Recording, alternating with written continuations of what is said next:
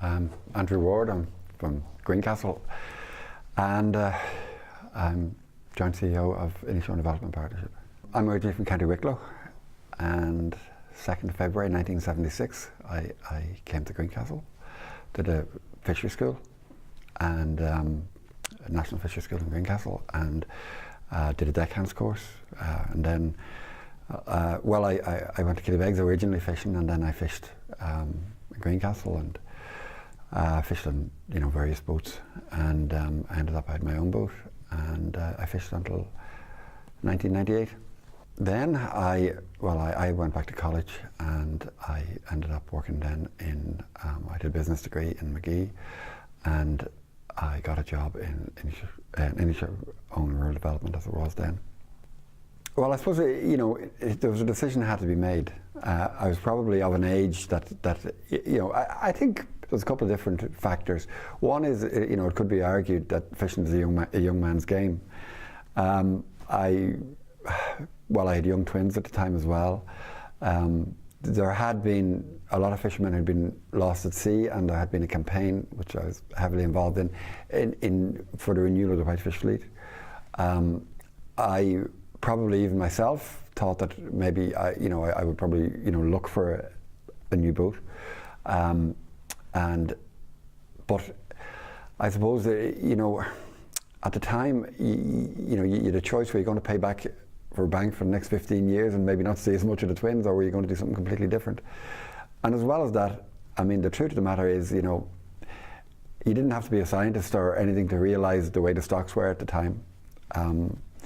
White fishing went through a particular bad patch at the time, and it kind of wasn't getting any better, and then you smell the coffee, for want of a better way of putting it. And I think the type of boat I had, definitely 75-foot trawler, 30 years of age, you're either going to have to invest in a newer, more modern boat with a very large loan and repayments, or you're going to have to do something different. And I decided the latter. At the time, I mean, I leased the boat for a short while, but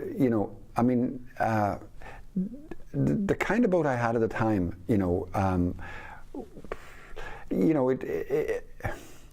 how do I put it?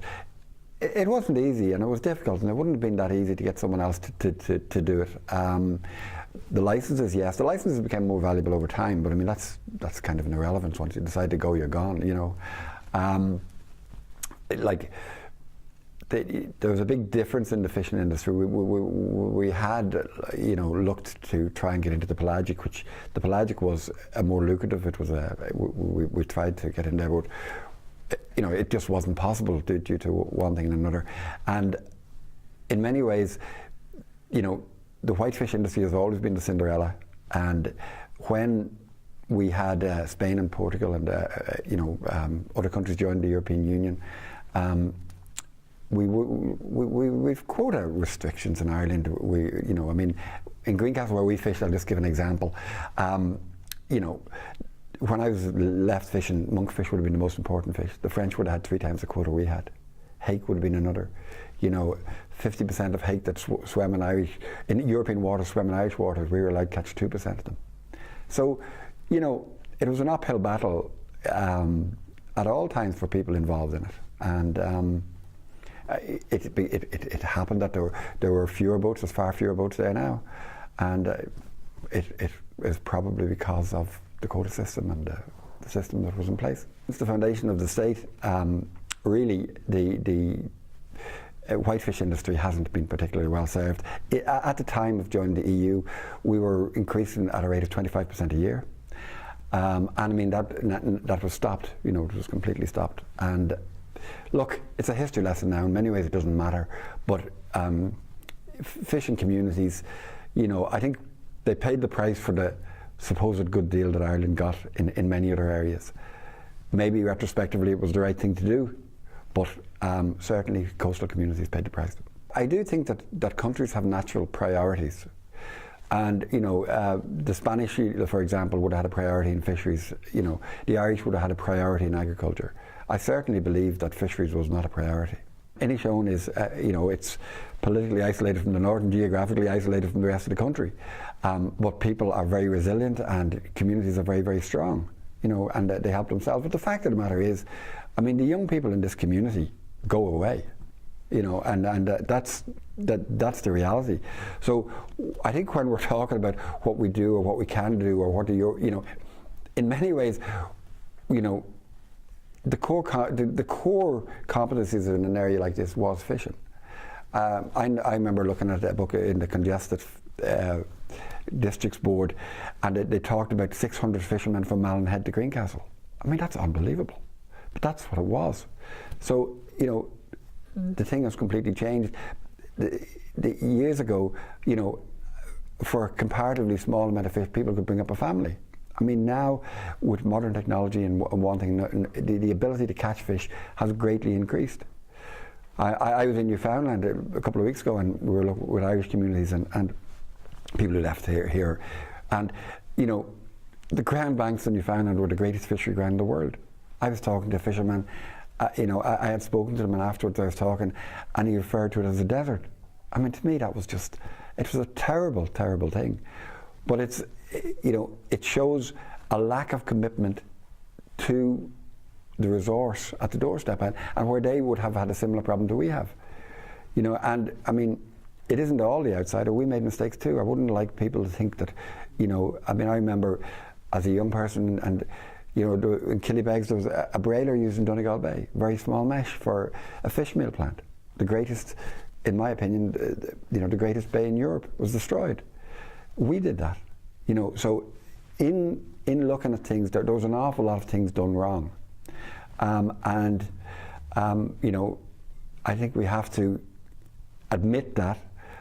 But there were things from the outside that certainly didn't help as well. But the big thing was, I don't think we ourselves had regard enough on our resource.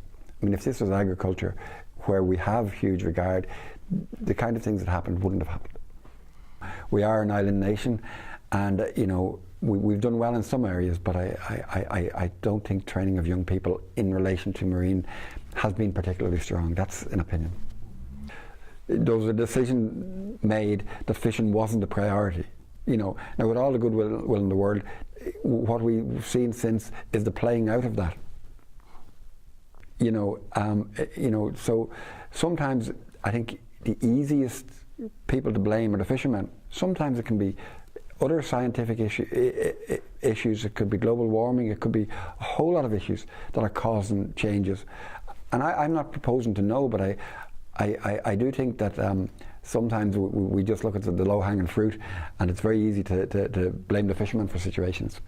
I was reading the paper yesterday about the Crana, and they were saying, there was, what was it? There was 45 salmon caught last year in the Crana. There was 1,000 salmon caught the year that they did away with the drift netting. I'm not saying it, but it does make you wonder. Now, the fishing community couldn't elect one TD, so it's hard to be politically relevant when that's the case. The